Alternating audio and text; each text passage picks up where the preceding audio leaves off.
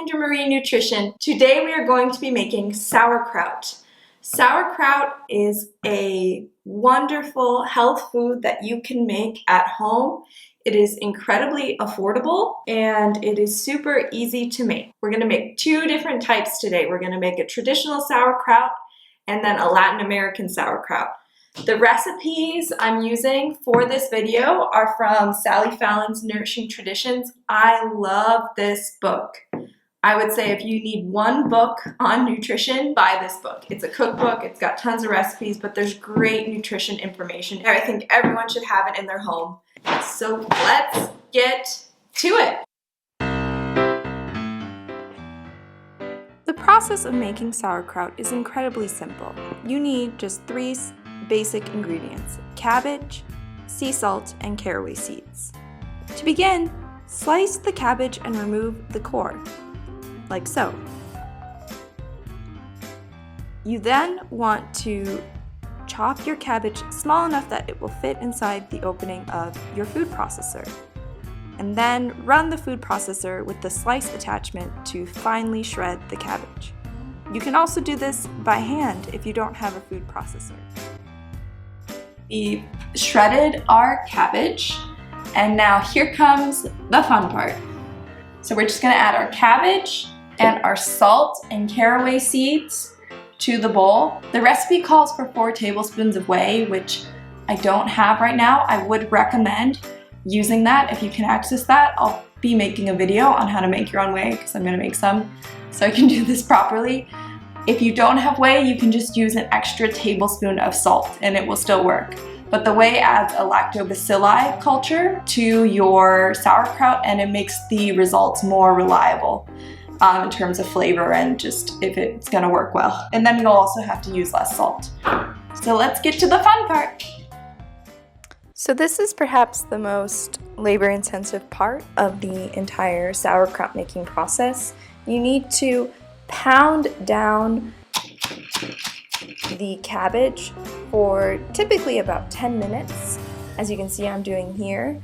You can buy specialized pounder tools for this, or you can just wing it like I am, although you don't want to use any sort of metal utensil because that will damage the fermentation process, the introduction of metal.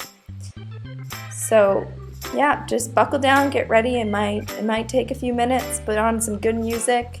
You can leave the sauerkraut out to soak in the salt for a few minutes, and that will make this process faster if you do that before you begin. And we're done. Now simply place all of your pounded cabbage into any sort of glass jar that has a lid that will give a good seal. Again, you can buy specialized jars or you can use a regular old mason jar, old pasta jar, whatever you have on hand.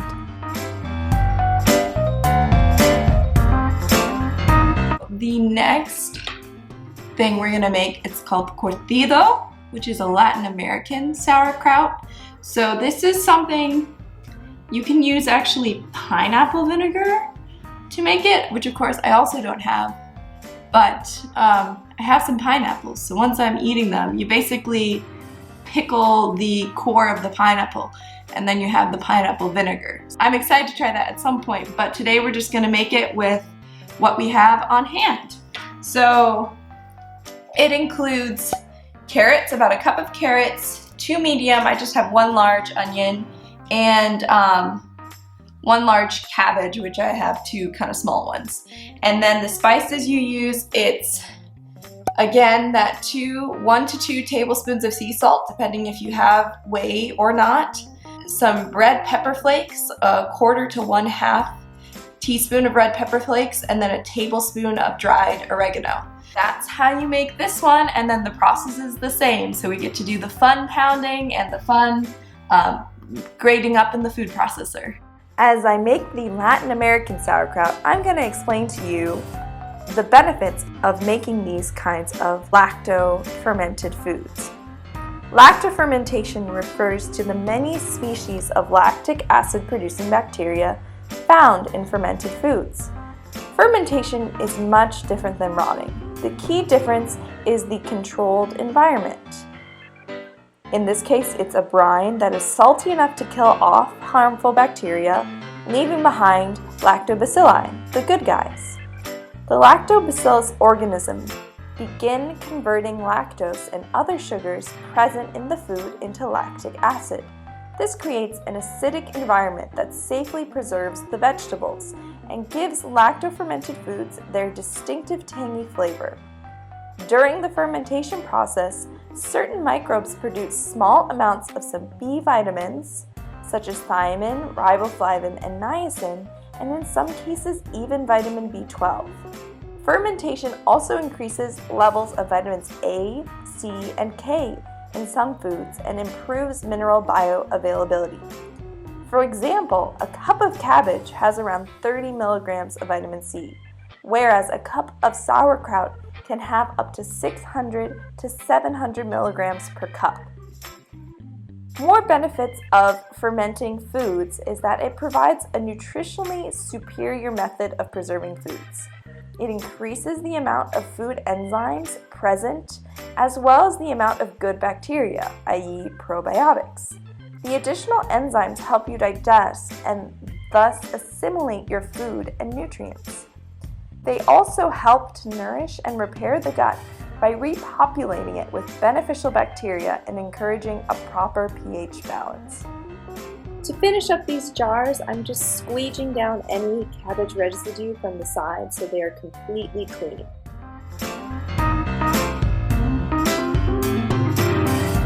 These are pretty much done. One thing you can do is to add a bit of a weight to the top. You want to have all of the kraut underneath the liquid surface, and sometimes that doesn't always happen unless you put a weight on top. You can buy specialized weights. Another thing you can do, I just gathered some rocks from the desert here. If you're gathering rocks from outside, you want to be sure that you're not taking them from an area where pesticides are sprayed. So I actually got these from out in the desert, and then I washed them with soap and water, and then I boiled them so they're super clean. Like anything, when you're working with fermented things, you want everything to be as clean as possible. So I'm just gonna add these rocks to add a little weight. So just like that, and you see how the juices come up and cover a lot more. We'll close her up. And as they sit in here, they will release more juice over time because the salt will continue to break down the cell walls of the cabbage and the other vegetables, which causes the juice to come out. That rock's too big. Nice, that one fits. Now, you see the cabbage is really underneath the surface of the water. So there you go, that's how you make your own sauerkraut at home. Now that they're set like this, you want to make sure the lid's nice and tight. It needs to be airtight. And you let them sit out at room temperature for at least 3 days to 2 weeks, and then after that you can store it in the fridge. You can continue to leave it out really for as long as you want. It's just the flavor might become more and more kind of sour, and that's just up to personal preference. They're done. Yay! Thank you for watching. I'm Alexandra. This is Alexandra Marine Nutrition, and I make weekly videos about traditional nutrition, holistic health, and motherhood. If you enjoyed this video, please like and hit the subscribe button. You can also ring that notification bell so you'll be notified whenever I bring out new videos. I've got a lot of great content coming for you guys. Please leave a comment below if you've tried this recipe out. How did it work for you? How tired did your arms get pounding that sauerkraut? Let me know. I'd love to hear from you guys. Thanks again. Bye-bye. I don't know what I make videos about. I made sauerkraut. Don't break your sauerkraut.